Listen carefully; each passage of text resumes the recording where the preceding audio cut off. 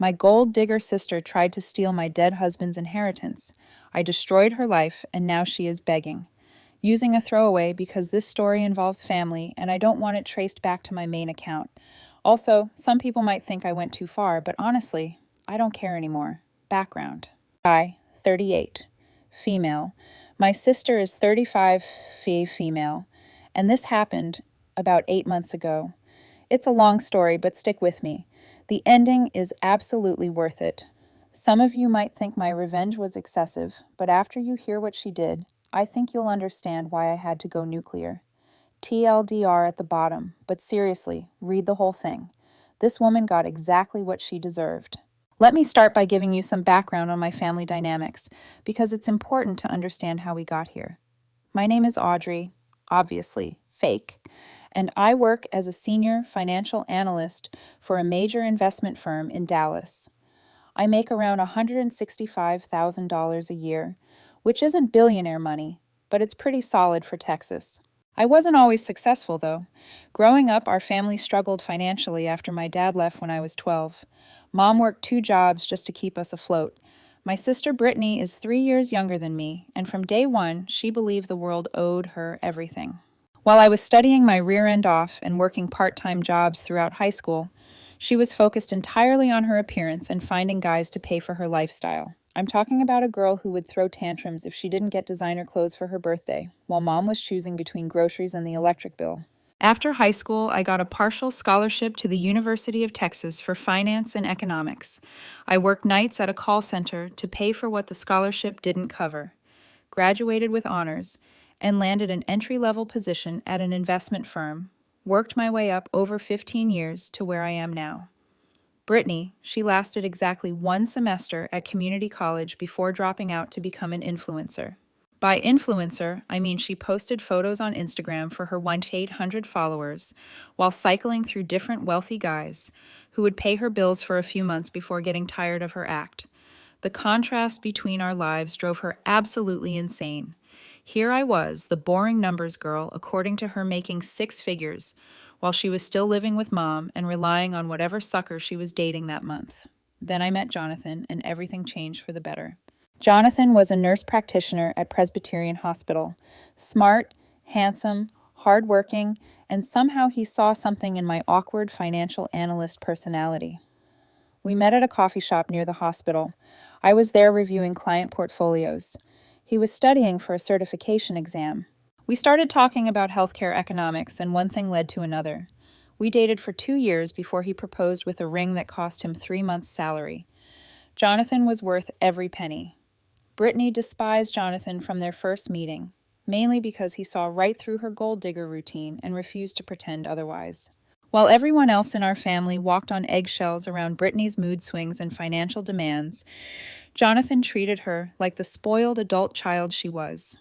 After our wedding, Jonathan and I bought a house in Plano for $620,000. Jonathan's father, who was a retired cardiologist, helped with the down payment as a wedding gift. The house was Jonathan's dream. 4 bedrooms, gourmet kitchen, swimming pool in the backyard. We were planning to fill those extra bedrooms with children someday. Brittany made snide comments about our house constantly. "Must be nice having Daddy pay for everything," she'd say to Jonathan whenever the house came up in conversation. Never mind that I was making the mortgage payments, and Jonathan was working 50-hour weeks saving lives. In Brittany's twisted worldview, any success that wasn't hers was somehow unfair or undeserved. The tension got so bad that Jonathan and I started declining family events if we knew Brittany would be there. Our lives were simply more peaceful without her constant drama and passive-aggressive comments about our privileged lifestyle. Everything was perfect for 3 years. Jonathan and I were trying for kids, planning vacations, building the life we'd always dreamed of. Then our world ended on a Thursday night in February. Jonathan was driving home from a late shift at the hospital. The roads were clear, weather was fine. He was being completely responsible, like always. Some idiot teenager was texting while driving and ran a red light at 45 miles, T-boning Jonathan's car on the driver's side. Jonathan died instantly. The teenager walked away with minor scratches. At 36 years old, I became a widow. The first few weeks after Jonathan's funeral were a complete blur. I took extended leave from work and basically became a hermit in our house. Jonathan's parents were destroyed. He was their only child, and they'd already lost his mother to cancer 5 years earlier. My mom tried to help, but she was dealing with her own grief and honestly didn't know how to handle the situation. Brittany, however, was strange from the very beginning. She showed up to the funeral wearing a tight black dress that was completely inappropriate for the occasion. She spent most of the service taking selfies to remember Jonathan and kept talking about how everything happens for a reason and he's in a better place now. The day after the funeral, she came to my house uninvited with a casserole and immediately started talking about how I probably should sell this big house since it's just you now. When I told her I wasn't ready to make any major decisions, she got this calculating look in her eyes that should have been a massive red flag. Over the next month, Brittany kept bringing up money in every conversation. How was I handling the mortgage payments alone? Did Jonathan have life insurance through the hospital? What was I planning to do with all of Jonathan's jewelry and personal belongings? Every single conversation somehow circled back to my financial situation, which should have been obvious, but I was too messed up with grief to think clearly. The truth was, money wasn't really an issue for me. Jonathan and I both carried substantial life insurance policies through our employers. Between that payout, our savings account, and the fact that the teenager's insurance company was going to pay a significant wrongful death settlement to avoid a lengthy court battle, I was actually in better financial shape than I'd ever been in my life. Of course, no amount of money could bring Jonathan back, which made the whole thing feel meaningless. But I kept this financial information completely to myself. Years of working in finance had taught me that people act very differently when they know you have money, and I wasn't in the right headspace to deal with that kind of attention. About 6 weeks after Jonathan passed away, Brittany started mentioning her own financial problems during our conversations. Her latest sugar daddy had dumped her. She was behind on her apartment rent, her car payments were overdue, and she'd maxed out her credit cards. She'd already hit up Mom for money, but Mom was barely surviving on her Social Security checks. "I just need a small loan," she'd say during our phone calls, like $4,000 to get caught up on everything. "I'll pay you back as soon as I find steady work." The thing is, Brittany had never held a legitimate job for more than a few months in her entire adult life. Her idea of finding steady work meant finding another wealthy guy to support her lifestyle. I told her I couldn't help right now because I was dealing with my own situation and wasn't thinking clearly about money. That's when she started getting nasty with me. "You're being so selfish, Audrey. Jonathan's gone, and you need to accept that reality and move on with your life. You obviously have money now, and you won't even help your own sister who's struggling." Wait, obviously have money?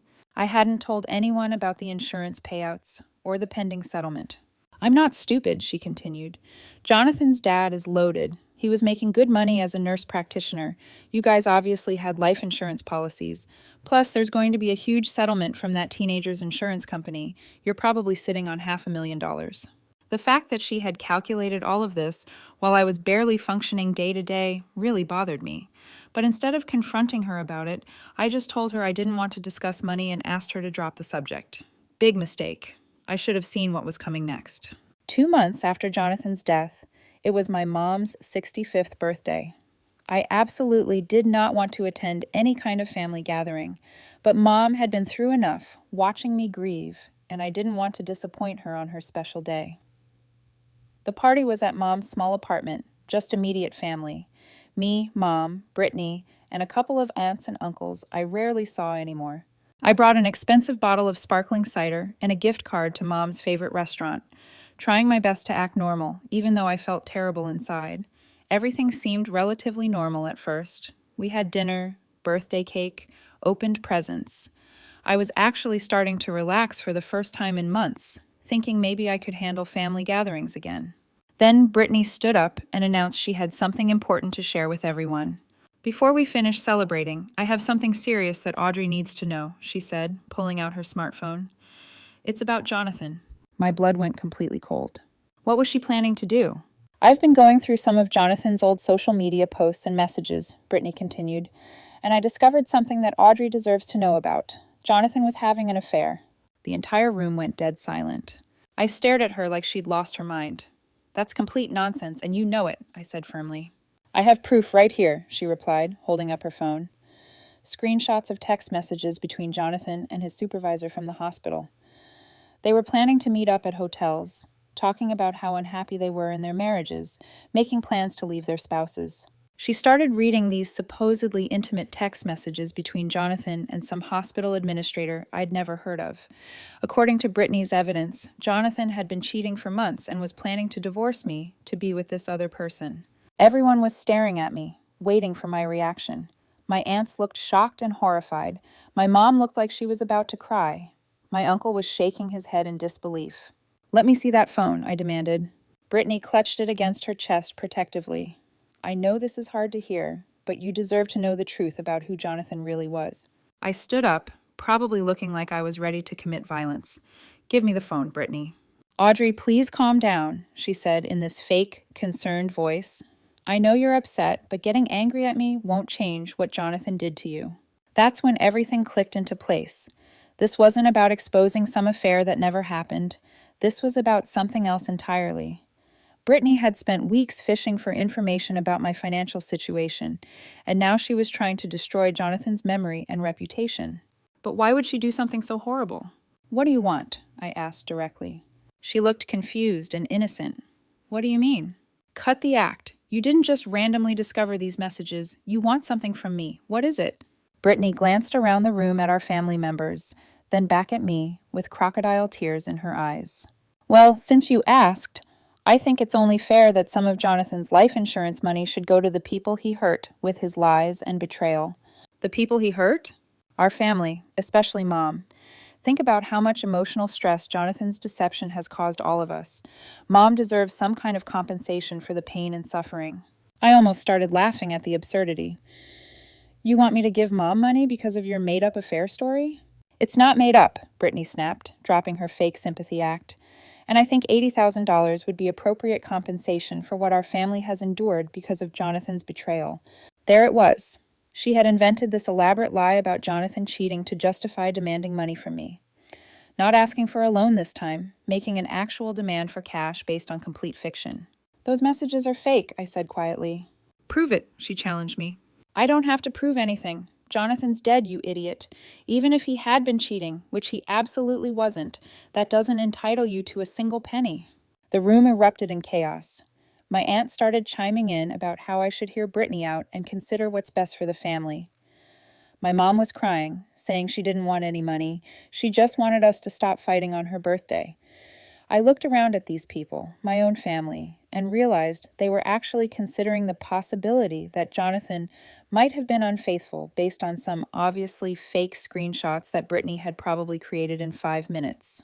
None of them were questioning her story or wondering why she'd waited 2 months to bring this up. That's when I decided to really mess with her head. "You know what, Brittany? You might be right about Jonathan. I've been in denial, but looking back, there were some suspicious signs that I ignored." Her eyes lit up with greed and fake sympathy. "I'm so sorry you had to find out this way, Audrey. I know it's painful, but you deserve the truth." "Yeah, and you're probably right about the money situation, too. It wouldn't be fair for me to keep all of his life insurance when he was planning to leave me anyway." "Exactly," Brittany said, unable to hide her excitement anymore. "So, here's what I'm going to do. I'll give you that $80,000 you mentioned. But first, I want you to post those screenshots on your social media accounts. Jonathan's family and all his coworkers should know what kind of person he really was, don't you think?" Brittany's face went pale. I don't think that's really necessary." "Oh, but it absolutely is necessary. If Jonathan was really an unfaithful person like you're claiming, then everyone should know about it. Post the screenshots on Facebook, Instagram, everywhere.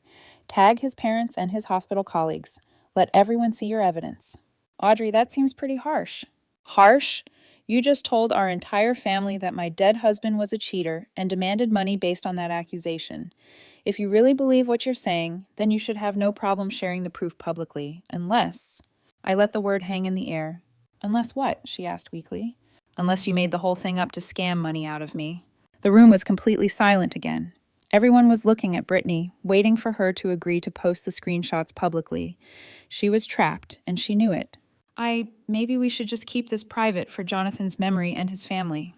"No," I said, standing up. "I think I'll pass on the whole arrangement. Thanks for the birthday dinner, Mom. I'm going home now." I walked out, leaving Brittany stammering excuses about why she suddenly didn't want to share her evidence with the world. But I wasn't finished with her, not even close. The drive home from Mom's birthday party was when I made the decision to completely destroy Brittany's life. Not just refuse her money, actually ruin her entire existence.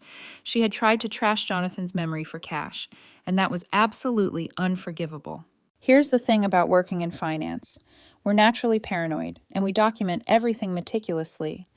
I'd been keeping records of Brittany's nonsense for years, mostly just to vent my frustrations to Jonathan about whatever drama she was causing that week. That night, I pulled out my laptop and started going through everything I had collected about my sister over the years. Text messages, emails, social media screenshots, financial records I'd helped her with in the past when she begged for budgeting advice. The picture that emerged was of someone who wasn't just entitled and manipulative, but genuinely unstable and potentially criminal. Some highlights from my Brittany documentation files, screenshots of her bragging on Instagram about getting rent money from different guys without even sleeping with them, text messages where she admitted to lying about birth control to try to trap a wealthy ex-boyfriend into marriage. It didn't work, and he paid for the termination. Records of her stealing money from Mom's purse during Christmas visits over the past 3 years. Photos she'd posted, then quickly deleted of herself, wearing jewelry that mysteriously went missing from our aunt's house. Screenshots of her selling counterfeit designer purses on Facebook Marketplace. Evidence that she'd been claiming unemployment benefits while working under-the-table jobs at various establishments. But the real treasure trove was her recent activity. Remember how she'd been asking detailed questions about my financial situation? It turns out she'd been doing much more than just asking innocent questions. A few days after the birthday party disaster, I received a call from my bank about some unusual account activity. Apparently, someone had called claiming to be me and asking about my account balances and recent transactions. They didn't provide any information because the caller couldn't answer basic security questions, but the bank flagged it as suspicious and wanted to make me aware. The caller ID number they provided? Brittany's cell phone. I also discovered that she'd been calling Jonathan's life insurance company claiming to be his sister-in-law and asking about beneficiary information and payout schedules. Again, she didn't get any information because she wasn't authorized. But the fact that she had attempted it told me everything I needed to know about her intentions. This woman wasn't just asking for money.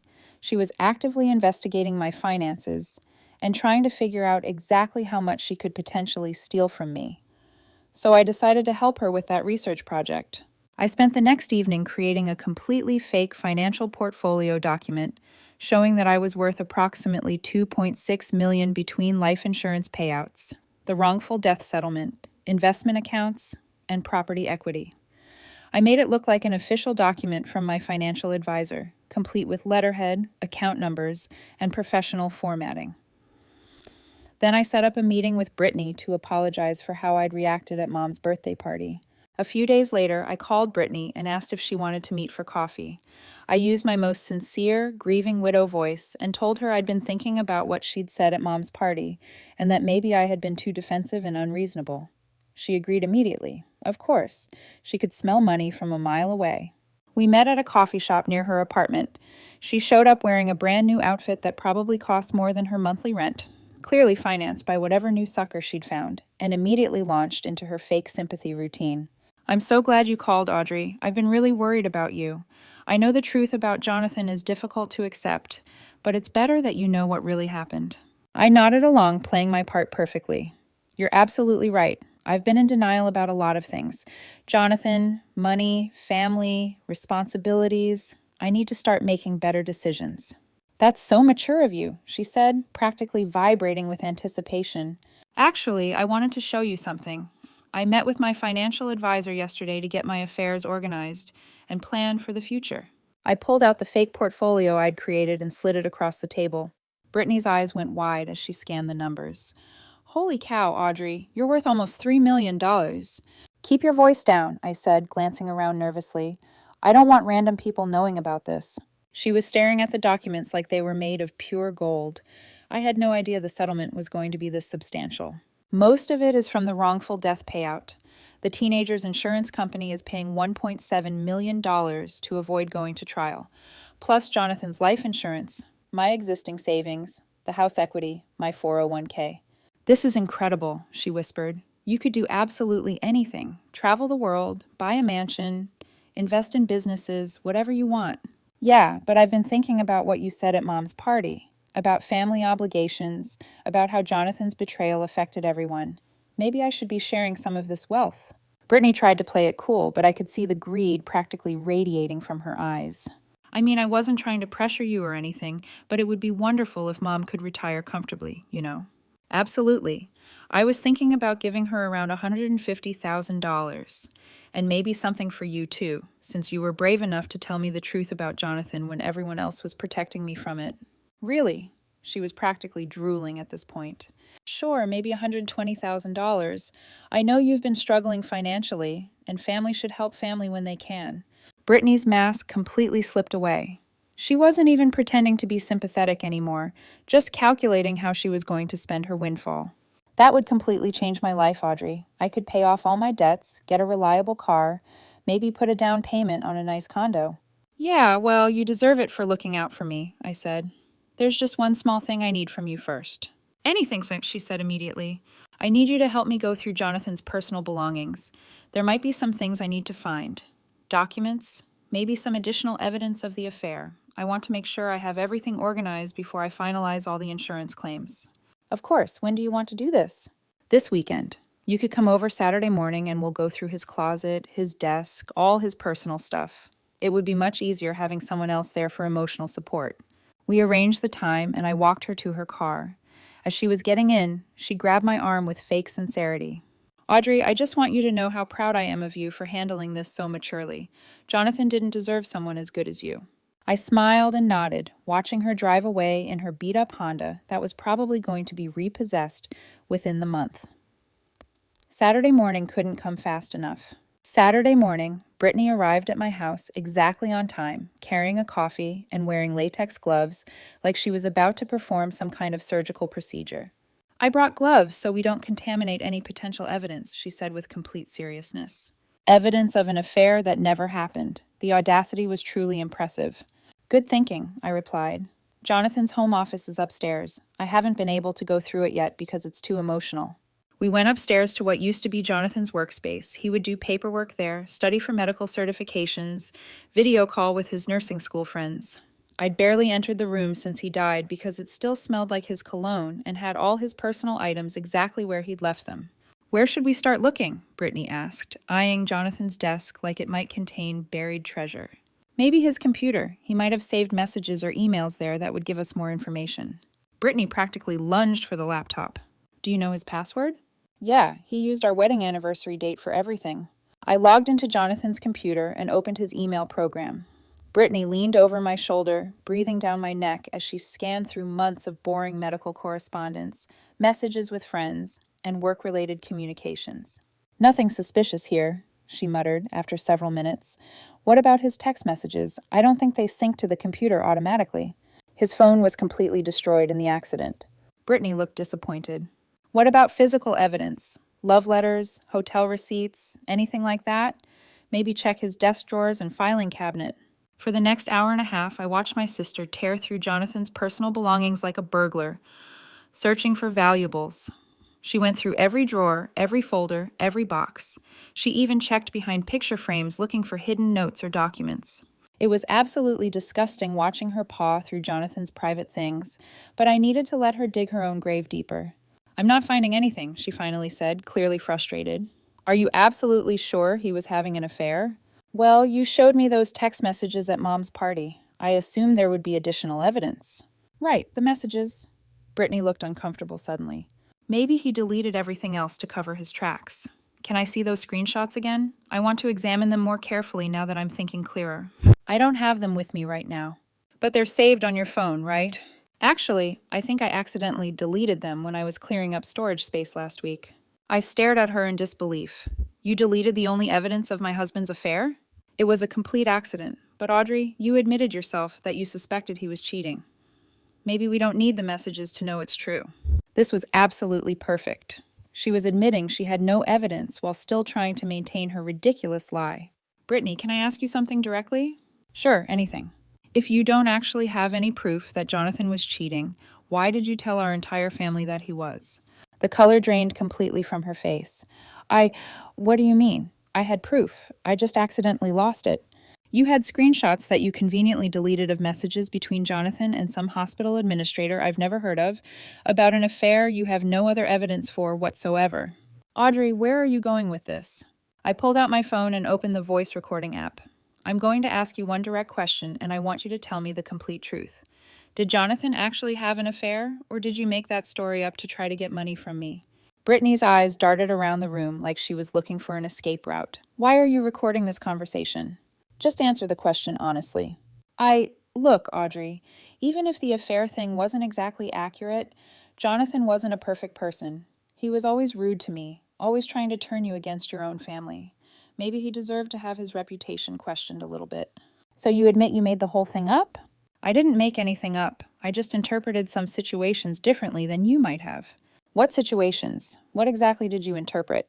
She was completely backed into a corner, and she knew it. Fine, maybe there wasn't actually an affair, but that doesn't change the fact that you have all this money now, and I'm struggling to survive. Family should help family. There it is, I said, stopping the recording. You slandered my dead husband to try to guilt me into giving you money. Audrey, please. She reached for my arm, her face contorted with panic. You don't understand how desperate my situation is. I'm about to lose my apartment, my car, everything. I just need help. You need help? Let me help you understand something important. I pulled out another folder I'd prepared earlier, this one containing all the evidence I'd compiled over various scams and fraudulent activities she'd been involved in. This is a comprehensive record of every lie you've told, every person you've stolen from, every scam you've attempted to run, including your recent attempts to access my bank accounts and call Jonathan's insurance company pretending to be family. Her face went completely white. How did you... I work in finance, Brittany. I know how to track financial records and digital footprints. Did you really think you could call my bank from your own phone number and they wouldn't keep a record of it? I can explain that. Explain what? How you've been researching my finances for months? How you made up a story about Jonathan cheating to justify stealing from me? How you've been planning this entire scam since the day he died? Brittany started crying. Not the manipulative tears she usually used to get out of trouble, but genuine panic tears. Please, Audrey, I'm sorry. I was desperate and I didn't know what else to do. I didn't mean to hurt anyone. You didn't mean to hurt anyone? You tried to destroy the memory of my dead husband for money. I'll make it right. I promise. I'll tell everyone I was wrong about Jonathan. I'll apologize to the whole family. Oh, you're going to do much more than that. Here's exactly what's going to happen. I told Brittany as she sat crying in Jonathan's office chair, you're going to face real consequences for your actions. Serious, life-changing consequences. What do you mean? She asked through her tears. I pulled out copies of everything I'd compiled, bank records showing her fraudulent unemployment claims, evidence of her stealing from family members, screenshots of her various online scams, and documentation of her attempts to access my financial information illegally. First, I'm sending all of this information to the state unemployment office. You've been collecting benefits while working cash jobs for over a year. That's fraud, and they take it very seriously. Audrey, no, please don't. Second, I'm filing police reports for identity theft and attempted fraud based on your calls to my bank and Jonathan's insurance company. I never actually stole your identity. You impersonated me to try to access my financial information. That's a felony offense. Brittany was hyperventilating at this point. You can't do this to me. I'm your sister. My sister? My sister wouldn't have tried to destroy my dead husband's reputation for money. I continued laying out her punishment systematically. Third, I'm sending evidence of your theft from Mom and our aunt to them, along with documentation of everything you've stolen over the years. They'll never believe you over me. Really? Because I have security camera footage from Mom's apartment building showing you going through her purse during our Christmas visit. And our aunt has been wondering about her missing jewelry for months. The reality of her situation was finally sinking in completely. What do you want from me? I want you to understand that actions have consequences. For too long, our family has been enabling your behavior, making excuses for you, bailing you out every time you mess up. That ends today. But I'll go to jail. Maybe you should have thought about that before you decided to commit multiple felonies. Brittany literally got down on her knees, begging, Please, Audrey, I'll do anything you want. I'll pay you back somehow. I'll never ask for money again. I'll leave town. Whatever you want me to do. It's too late for bargaining now. No, it's not. Please, I have nowhere else to go. Mom can't afford to help me anymore. I don't have any real friends, no boyfriend. If you do this, I'll have absolutely nothing. You already have nothing. You just didn't realize it yet. I started walking toward the door. Oh, and Brittany, that financial portfolio I showed you? Completely fake. I'm not worth anywhere near $3 million. Her face went from desperation to pure rage. You lying piece of garbage, you set me up. Yeah, I did. And you fell for it because you're a greedy, stupid person who thought you could steal from your grieving sister. I'll tell everyone what you did. I'll tell them you made up those financial documents. Go ahead. Tell them I tricked you into admitting you made up a story about Jonathan cheating. Tell them I caught you trying to steal from me. See how much sympathy you get. I left her crying in Jonathan's office and went downstairs to wait for the police to arrive. I'd called them before she came over that morning, telling them I had evidence of someone attempting to commit fraud against me. 20 minutes later, 2 officers showed up at my door. I gave them copies of everything: the bank records, the unemployment fraud evidence, recordings of Brittany's confession, documentation of her attempts to access my financial accounts illegally. This is pretty comprehensive evidence, one of the officers said after reviewing everything. How long has this fraudulent activity been going on? Years for the small stuff, but the financial crime started right after my husband died. They went upstairs and found Brittany still sitting in Jonathan's office, staring at the wall like she was in complete shock. Ma'am, we need to ask you some questions about attempted fraud and identity theft. Watching them escort her out of my house in handcuffs was the most satisfying moment I'd experienced since Jonathan died. But I wasn't finished destroying her life yet. Over the next week, I systematically dismantled what remained of Brittany's existence. The unemployment fraud investigation moved incredibly fast. They suspended her benefits immediately and started proceedings to recover the money she'd fraudulently collected over the past year. The state doesn't mess around with benefit fraud. I sent comprehensive evidence of her various thefts to every family member she'd victimized. Mom was devastated, but finally admitted she'd been enabling Brittany's behavior for decades. Our aunt decided to press charges for the stolen jewelry. I also contacted every guy Brittany had scammed over the years, and there were quite a few of them. I found their contact information through her social media accounts and sent them detailed evidence of her lies and manipulations. Several of them decided to pursue legal action for fraud. The best part? I created a public Facebook page dedicated to exposing scammers in our area. I posted her name, photo, and complete criminal history, all easily searchable on Google. Good luck finding new victims when a simple internet search shows exactly what kind of person you really are. Within 2 weeks, Brittany was facing multiple criminal charges, had no income source, no boyfriend, and was about to be evicted from her apartment. She started calling me constantly, begging for help. Please, Audrey, I'm sorry about everything. I'll never do anything like this again. I just need a place to stay until I figure out my next move. Figure out what? How to be a decent human being? That opportunity sailed a long time ago. I'm your sister. No, you're a criminal who tried to steal from me while I was grieving my husband. We're not family anymore. The phone calls got increasingly desperate as her situation deteriorated.